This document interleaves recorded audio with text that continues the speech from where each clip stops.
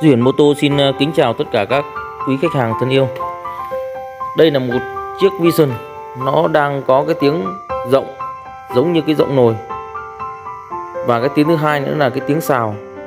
Thì đây là một cái quy trình mà chúng tôi đang thực hiện tháo ra để sửa chữa lại cái máy, cũng tiện cho tất cả các quý khách hàng theo dõi. Thì bước đầu tiên bạn thợ sẽ tháo ra chi tiết máy ra để chúng tôi kiểm tra kỹ lại một lần nữa để làm lại. Thì đó là các bước chúng tôi đang tiến hành. Các bạn chú ý, các bạn để ý cái phun rất là bẩn.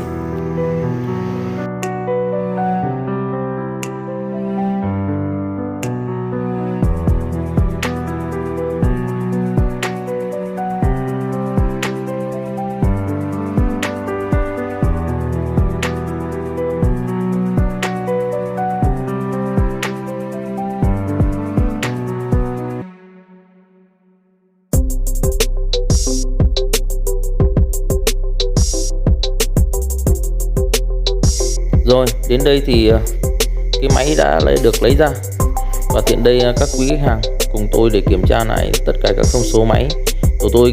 Đầu tiên chúng tôi sẽ kiểm tra lại cái phần đầu nòng. Thì bạn thợ đang tiến hành từng bước tháo từng cái chi tiết máy ra một. Đầu tiên là chúng ta kiểm tra lại cái nòng bạc bê tông nha các bạn, xem nó có ảnh hưởng gì đến cái phần xào và rộng không. Thì theo tất cả những khi chúng tôi kiểm tra thì cái chính là nó bị cái bạc đạn cốt cam và cái bị rên nhé các bạn. Cái phần rên nó rất quan trọng. Hai cái bạc đạn và rên khi mà nó nóng thì nó có tiếng rộng rất là khó chịu, và đặc biệt xe tay ga nó rất là giống nồi côn. Đó, các bạn để ý cái nòng nó rất là đẹp, rất là tròn và rất là sáng. Đặc biệt cái nòng này còn rất là đẹp, và chúng tôi chuẩn đoán chỉ cần thay lại bộ bạc là cho nó đảm bảo nhớt không hề lên nhé các bạn. Xe bê tông còn rất là khô và đẹp, từ trong ra ngoài màu rất là đẹp. Do đó phần này chúng tôi chỉ cần thay lại bộ bạc cho yên tâm. Và tiếp theo chúng tôi sẽ tháo cái phần cốt cam ra để kiểm tra.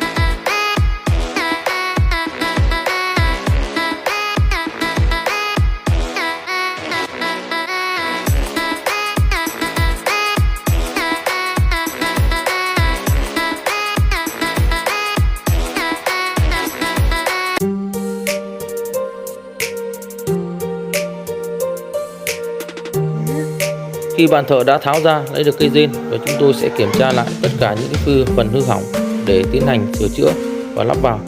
Xin tất cả các quý khách hàng cùng theo dõi những bước tiếp theo.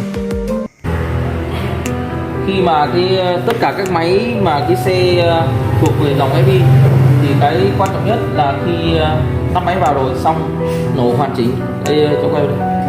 Khi cái máy đã được lắp xong hoàn chỉnh, vệ sinh sạch sẽ từ trong ra ngoài và chuẩn đoán được tất cả những chi tiết máy hỏng và mình cần phải thay thế, thì cái bước tiếp theo quan trọng nhất là mình phải cắm cái máy đọc lỗi vào và reset lại con IC nhé tất cả các quý khách hàng, để khi đó cái xe nó chạy mượt, không hao xăng và cái xe nó được bốc máy. Thì đây là những cái thao tác mà chúng tôi muốn giới thiệu cho tất cả các quý hàng biết. Rồi cháu quay, mình đề máy lên, mình đây quay đây, mình sẽ vào cái phần động cơ Honda này và reset lại con IC nhé, reset con IC.